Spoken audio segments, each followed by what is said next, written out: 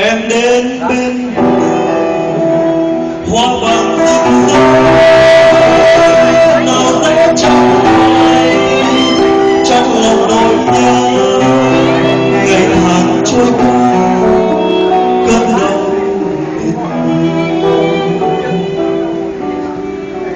xin cho bốn mùa đất trời gió đừng chân em đi hoa vàng mấy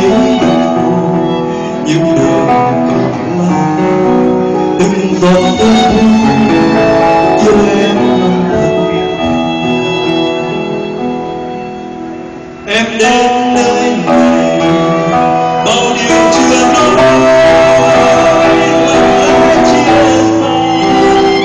sao lòng quá buồn một nỗi bao la ta về ngập em cười đôi đâu trong lòng vô giá đông em đến nơi này vui buồn đi hết đời trôi xuôi qua bên qua suối một vết thương thôi riêng cho một ai.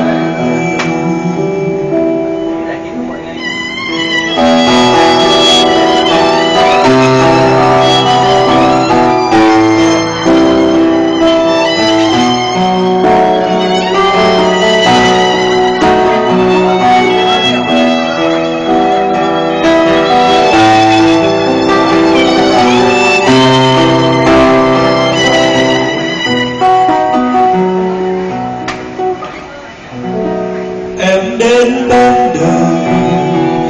hoa vàng rực rỡ đời rẽ trong vòng trong lòng nỗi nhớ.